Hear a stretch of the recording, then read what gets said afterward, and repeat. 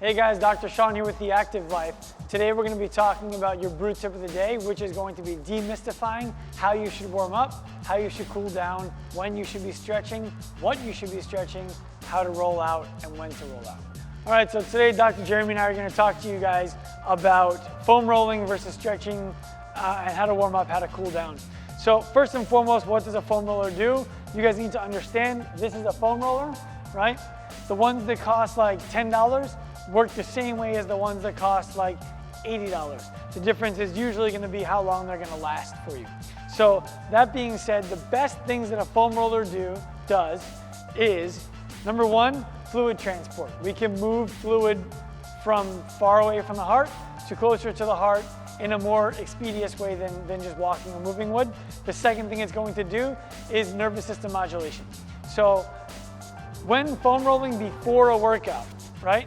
It's important that you're foam rolling at least 20 to 30 minutes before you expect to be producing force, and we always recommend foam rolling to the heart. So Dr. Jeremy, you want to just show them how to foam roll a quad towards the heart? So the foam roller is going to go perpendicular to the structure you want to work on, which is why it's important to know your anatomy. So Jeremy's working on his quad, and he's just rolling all the way down from the top of the knee to the bottom of the pelvis, and then he's going to take a lot of weight off, and he's going to spend more time again working up towards the heart, because again, we're trying to force that fluid up and out of the muscle. If he rolls down, he runs into a situation where he's not really doing himself any good. Now, also, as we talked about, this can cause a relaxation response to the nervous system, which means you're not going to want to go foam roll and then stand up and try a 1 rep max. So foam roll far enough in advance or after you're done with a working set or a working day's worth of sets. That's when you want to be on a foam roller. Well before or well after. Now, when it comes to stretching, we like to explain to people that you can stress a passive structure before exercise, but we don't recommend stretching active structures before exercise. So let's take a front squat, for example. We know that for a front squat, some of the things we need to be flexible are the ankles and the wrists. Banded distraction for the ankles before a front squat would be perfectly fine.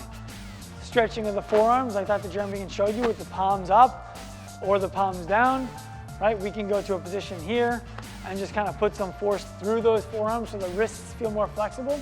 This is advisable before a front squat because we're not asking the wrists to produce much force and move the weight. However, we wouldn't recommend doing things like a couch stretch or a hamstring stretch before squatting or a pigeon stretch before squatting, because it's important that those muscles are able to produce as much force as possible. And if you go ahead and try an experiment, I'm going to show you something you can do with your friends. Stand up for me, please, Dr. Jeremy. What we can do with your friends, bring your arm out to the side. So I'd be friend number one, he'd be friend number two. Go ahead and resist as hard as you can. I press down. Good, we relax, he's nice and strong there. Now Dr. Jeremy would stretch his arm across his chest.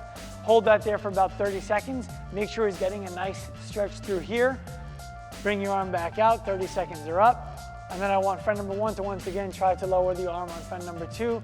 You'll see what happens when you stretch for a prolonged period of time before trying to produce a maximum strength effort.